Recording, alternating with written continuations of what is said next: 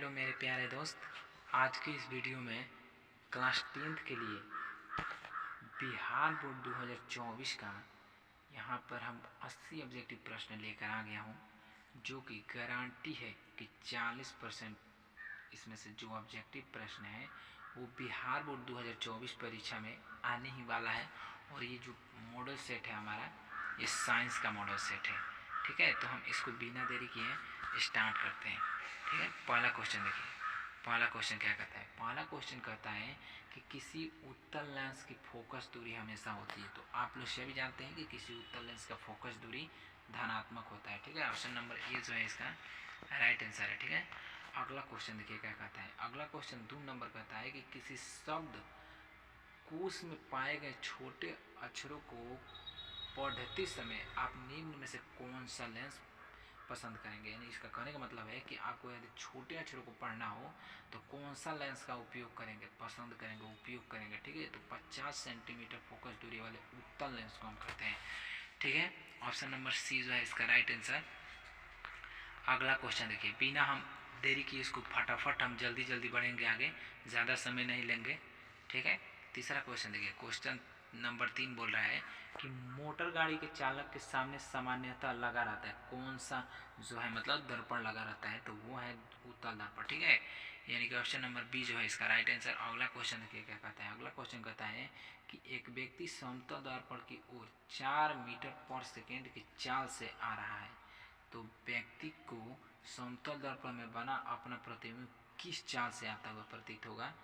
तो option number सी जो है इसका राइट आंसर है। ठीक है, यानी कि 8 मीटर पर सेकेंड के रफ्तार से दिखाई देगा। ठीक है, दुगुना दिखाई देगा। ठीक है, अगला क्वेश्चन देखिए 5 नंबर कहता है कि नेत्र लेंस की फोकस दूरी बढ़ जाने से आंख में उत्पन्न दोष कौन सा होता है। यानी फोकस दूरी बढ़ेगा तो दूर दृष्टि होगा। ठीक है, यानी बढ़ता है तो वह भी क्या होगा, बढ़ जाएगा। दोष भी क्या होगा, बढ़ेगा, यानी कि दूर वाला पड़ेगा। ठीक है, ये क्या कहता है कि दीर्घ दृष्टि दोष होता है। ठीक है, यानी कि ऑप्शन नंबर बी जो है इसका राइट आंसर। अगला क्वेश्चन देखिए 6 नंबर। दूर दृष्टि दोष वाले व्यक्ति द्वारा जिस चश्मे का प्रयोग किया जाता है उसमें लगे लेंस होते हैं, यानी दूर दूर को देखने के लिए साफ साफ, तो उसमें जो उत्तल लेंस लगा होता है। ठीक है, ऑप्शन नंबर ए जो है इसका राइट आंसर। अगला क्वेश्चन देखिए। अगला क्वेश्चन कहता है कि विद्युत आवेश की इकाई है, विद्युत आवेश की इकाई यानी कि उसका मात्रक क्या होता है, तो यानी कि कूलाम होता है। ठीक है, कूलाम। और जब भी विद्युत धारा का पूछे तो आपको एम्पियर लगाना है। विद्युत आवेश की पूछे, ये केवल आवेश पूछे तो कूलाम। ठीक है, ऑप्शन नंबर ये जो है इसका राइट आंसर। अगला क्वेश्चन देखिए। अगला 8 नंबर। विद्युत आवेश 2 प्रकार के होते हैं जिन्हें धन तथा ऋण आवेश माना जाता है। यह नामकरण किसने किया था? वह है, मतलब कि बोल रहा है कि विद्युत धारा मतलब विद्युत आवेश जो होता है 2 प्रकार के होते हैं, धन और ऋण।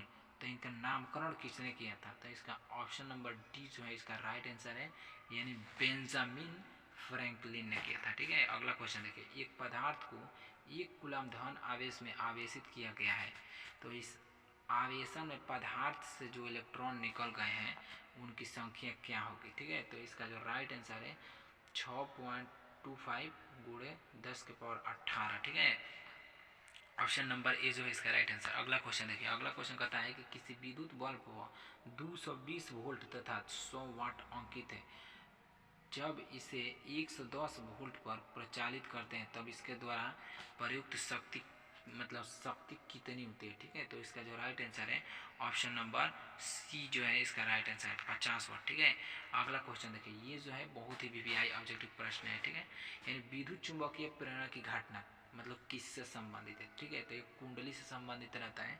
ऑप्शन नंबर सी जो है इसका राइट आंसर। क्या यहाँ पर कुंडली लिखा है? कुंडली तथा चुंबक के बीच आपेक्षिक गति के कारण कुंडली में प्रेरित विद्युत धारा उत्पन्न करता है। ठीक है, कुंडली में विद्युत धारा उत्पन्न करता है।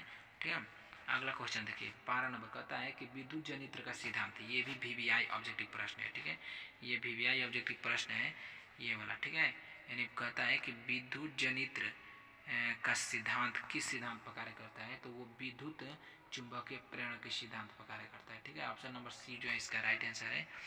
अगला क्वेश्चन देखिए 13 नंबर कहता है लघुपथन के समय परिपथ में विद्युत धारा का मान क्या होता है। यानी लघुपथन के समय विद्युत धारा का मान क्या होता है, तो बढ़ जाता है। उस समय क्या होता है, बढ़ जाता है। ठीक है, अगला क्वेश्चन देखिए, यानी कि ऑप्शन नंबर सी जो है इसका राइट आंसर। अगला क्वेश्चन कहता है 14 नंबर की प्रतिक्रिया पीवीओ प्लस सी, तो इसके मतलब रिएक्शन से पीवी प्लस सीओ बन रहा है, तो यहाँ पर कौन क्या है, तो ऑप्शन नंबर सी जो है इसका राइट आंसर। सी एक अकारक है, ठीक है। अगला क्वेश्चन देखिए, निम्न धातुओं में से कौन NaOH के विलयन से H2 मतलब गैस देता है, कौन देता है, ठीक है, तो एल्युमिनियम जो होता है वो देता है। ऑप्शन नंबर सी जो है इसका राइट आंसर। अगला क्वेश्चन देखिए, कहता है कि यदि विलयन का pH 13 है तो इसका अर्थ है कि यह क्या है, ठीक है। इस प्रकार का क्वेश्चन आने ही वाला है, ठीक है। तो इसका मतलब होगा कि प्रबल भास्मिक है, यानी कि भास्मिक यानी क्षारीय है, ठीक है। इसका जो ऑप्शन नंबर डी जो है इसका राइट आंसर। अगला क्वेश्चन देखिए, यहाँ पर एक बहुत ही इंपॉर्टेंट क्वेश्चन आ गया है, साधारण ताप पर फास्फोरस का अणु सूत्र क्या होता है, तो इसका जो राइट आंसर है P4 के रूप में पाया जाता है, ठीक है। ये जो है बहुत ही VBI ऑब्जेक्टिव प्रश्न है, मोस्ट VBI ऑब्जेक्टिव प्रश्न है, VBI ऑब्जेक्टिव प्रश्न, ठीक है।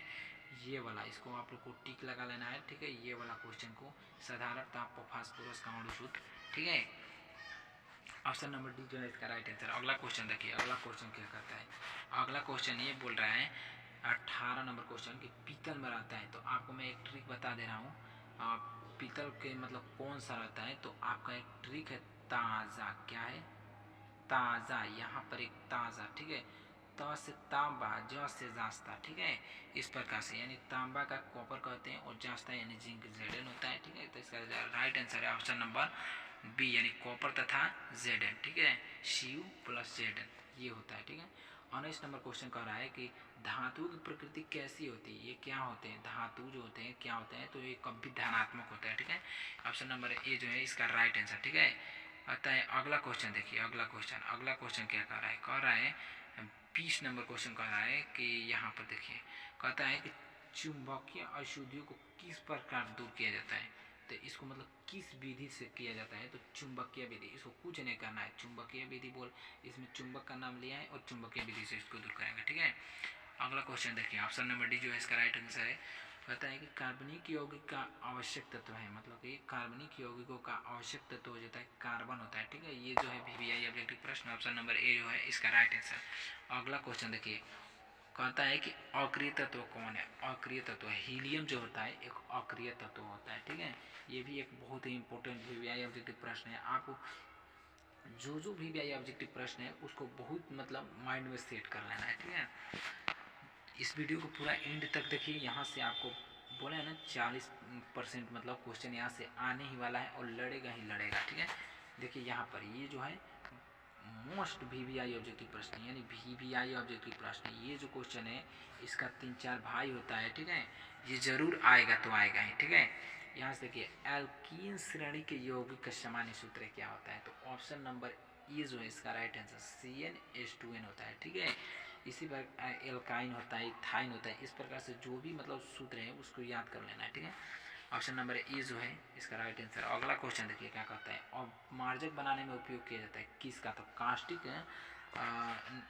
अपमार्जक, वो क्या बोल रहा है कि अपमार्जक बनाने में उपयोग किया जाता है, तो एल्कोहल का उपयोग करते हैं, ठीक है। ऑप्शन नंबर सी जो है इसका राइट आंसर। अगला क्वेश्चन देखिए, आवर्त सारणी के, कहता है आवर्त सारणी के 7वां वर्ग एक तत्व क्या कहलाते हैं, ठीक है। तो इसका जो राइट आंसर है ऑप्शन नंबर ए जो है हाइलोजन कहलाते हैं, ठीक है, हाइलोजन तत्व कहलाते हैं, ठीक है।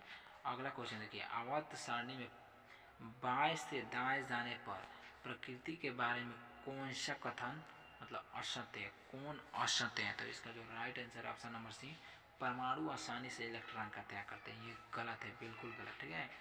अगला क्वेश्चन देखिए 27 नंबर, प्रकाश संश्लेषण की प्रक्रिया में उत्पन्न होती है क्या होती है, तो इसका जो राइट आंसर है ऑप्शन नंबर बी, कार्बोज होता है, ठीक है। अगला क्वेश्चन देखिए 28 नंबर, कहता है कि अंडाणु निषेचित होता है कहाँ पर होता है, ठीक है। तो इसका जो राइट आंसर है फेलोपियन नलिका जो होता है वहाँ पर अंडाणु निषेचित मतलब वहाँ से ही होकर जाता है, ठीक है।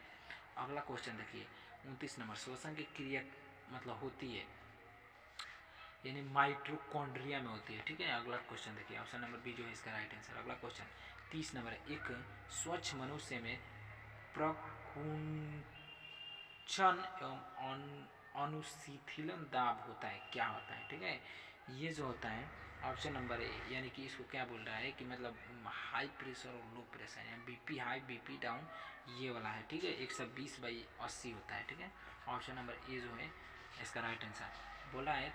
31 नंबर का रहा है कि पतियों का मुरझाना किस पादप हार्मोन के कारण संभव हो पाता है, तो ये जो है इसका राइट आंसर एब्सिसिक अम्ल जो होता है इसके कारण, ठीक है। अगला क्वेश्चन देखिए 32 नंबर, कौन सा पादप नियंत्रक फल बेचने वाले द्वारा उपयोग किया जाता है, तो इसका जो राइट आंसर है ऑप्शन नंबर सी, इथाइलिन का उपयोग किया जाता है, ठीक है। देखिए 33 नंबर, कार्बनिक यौगिक में कार्बन की संयोजकता कितनी होती है, तो कार्बन का जो परमाणु संख्या होता है 6, ठीक है। 6, ठीक है। यहाँ से लिखना है कितना होता है कार्बन का परमाणु संख्या 6, ठीक है। और जब इसका इलेक्ट्रॉनिक विन्यास लिखिएगा तो 2 के बाद क्या आएगा 2, यहाँ से 8 कर दीजिएगा तो कितना हो जाएगा 10 हो जाएगा। फिर से यहाँ से 2 के बाद 8 लिखते हैं, लेकिन आज 2 हो ही गया है, 6 हो ही है, तो 4 का आवश्यकता है, तो इसका जो राइट आंसर होगा ऑप्शन नंबर बी, ठीक है, यानी कि 4 होगा, ठीक है। अगला क्वेश्चन देखिए, एड्स कह रहा है कि एड्स रोग का प्रमुख कारण क्या है, तो यहाँ पर जो है असुरक्षित यौन संपर्क के कारण होता है, ठीक है। अगला क्वेश्चन देखिए ऑप्शन नंबर ए जो है इसका राइट आंसर।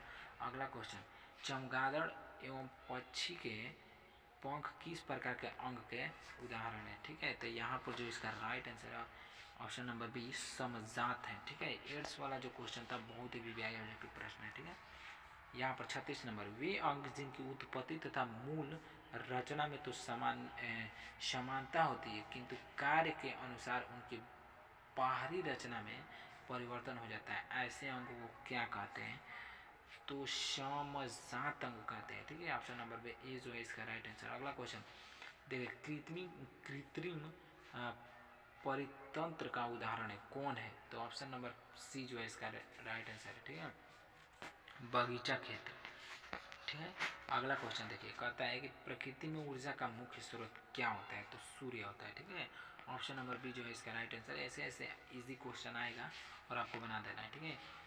39 नंबर, कि वनों के संरक्षण के लिए निम्नलिखित मतलब निम्न में से किस प्रक्रिया को नियंत्रित करने की आवश्यकता होती है, यानी कि वनों को संरक्षण के लिए किस प्रक्रिया की मतलब आवश्यकता होती है, तो यहाँ पर जो होती है पेड़ों की अंधाधुंध कटाई, ठीक है, वनों के संरक्षण के लिए अतिचारण खनन, मतलब इन सभी को मतलब रोकने की आवश्यकता होती है, ठीक है। ऑप्शन नंबर डी जो है इसका राइट आंसर है। देखिए अगला क्वेश्चन, वे पदार्थ जो अजैव प्रक्रम द्वारा अपघटित हो जाते हैं क्या कहलाते हैं, अजैव क्या बोल रहा है कि वे पदार्थ जो जैविक प्रक्रम द्वारा अपघटित होते हैं तो उसे जैव निम्नीकरणीय कहेंगे, और जो अजैविक से होगा वो उसे अजैव निम्नीकरणीय, ठीक है। ऑप्शन नंबर ए जो है इसका राइट आंसर। अगला क्वेश्चन देखिए, ये जो है वीवीआई ऑब्जेक्टिव प्रश्न, आमीटर से निम्नलिखित में से किसे मापा जाता है, तो देखिए यदि आपको नहीं है तो क्या करना है, यानी कि आवेश को नहीं नापा जाएगा, विभव को नहीं नापा जाता, विद्युत शक्ति को नहीं नापा जाता, विद्युत धारा को मापा जाता है, ठीक है। ऑप्शन नंबर ए जो है इसका राइट आंसर। अगला क्वेश्चन देखिए, वह उपकरण जो विद्युत ऊर्जा को नियंत्रित ऊर्जा में कन्वर्ट करती है, यानी कि विद्युत से क्या करेंगे यांत्रिक ऊर्जा में क्या करेंगे वो बदलेगी, ठीक है। तो इसका जो राइट आंसर होगा वो क्या कहलाएगा, जेनरेटर, विद्युत मोटर, ठीक है, विद्युत मोटर। जनरेटर क्या करता है, ये मतलब कि यांत्रिक ऊर्जा को विद्युत ऊर्जा में कन्वर्ट करता है, जो ये जो होता है विद्युत मोटर, ये क्या करता है कि यांत्रिक ऊर्जा क्या करता है, विद्युत ऊर्जा को यांत्रिक ऊर्जा में, यानी कि आपको जैसे मतलब इलेक्ट्रिक मिलेगी मोटर को, वहाँ से आप फैन चलाने लगेगा तो वहाँ से आपको हवा मिलेगा, ठीक है। और ये क्या करता है, जनरेटर हवा या तेल को लेकर ये क्या करता है, इलेक्ट्रिक में कन्वर्ट करता है, ठीक है। ऑप्शन नंबर बी जो है इसका राइट आंसर। ये जो है वीवीआई ऑब्जेक्टिव प्रश्न है, ठीक है। अगला क्वेश्चन देखिए 43 नंबर, प्लाज्मोडियम में किस विधि द्वारा जनन होता है, ठीक है, प्लाज्मोडियम में किस विधि द्वारा जनन होता है, तो इसका जो राइट आंसर है ऑप्शन नंबर बी, यानी बहुविखंडन द्वारा। अगला क्वेश्चन देखिए 44 नंबर, ये जो है वीवीआई ऑब्जेक्टिव प्रश्न है, निकट दृष्टि दोष को निम्नलिखित में से किस लेंस द्वारा हटाया जाता है, तो अवतल लेंस है, ठीक है। ऑप्शन नंबर बी जो है इसका राइट आंसर है। अगला क्वेश्चन देखिए, अगला क्वेश्चन क्या कहता है, 45 नंबर कहता है कि पौधों में जनन अंग कहाँ पाए जाते हैं, तो उनका जो जनन अंग होता है वहाँ पुष्प में पाया जाता है, यानी फूल में। ठीक है, अगला क्वेश्चन देखिए, कहता है कि 46 नंबर के कहता है मेंडल ने एक आनुवांशिकी प्रयोग हेतु किस पौधे का उपयोग किया था, यानी एक वैज्ञानिक जो है मेंडल, ये मतलब अनुवांशिकी का प्रयोग करने के लिए मतलब किस पौधे का उपयोग किया था, मटर का किया था। ठीक है, ऑप्शन नंबर सी जो है इसका राइट आंसर। अगला क्वेश्चन देखिए, कहता है कि परिस्थितिकी तंत्र में ऊर्जा का वाहक किस दिशा में होता है, तो इसका जो राइट आंसर है ऑप्शन नंबर सी, यानी बहुदिशीय में होता है। ठीक है, अगला क्वेश्चन देखिए, ओजोन परत पाया जाता है कहाँ पाया जाता है, तो वो जो होता है वायुमंडल के ऊपरी सतह में पाया जाता है। ठीक है, 48 नंबर क्वेश्चन का बी नंबर ऑप्शन सही है। दाढ़ी बनाने के लिए कौन सा दर्पण उपयोग किया जाता है, ठीक है, तो दाढ़ी बनाने के लिए हम किसका उपयोग करते हैं, अवतल दर्पण का उपयोग करते हैं। ठीक है, यानी कि इसका जो राइट आंसर है ऑप्शन नंबर सी, ये जो वीवीआई ऑब्जेक्टिव प्रश्न था। ठीक है, ये भी वीवीआई ऑब्जेक्टिव प्रश्न है। प्रकाश के परिवर्तन के नियम कितने होते हैं, तो 2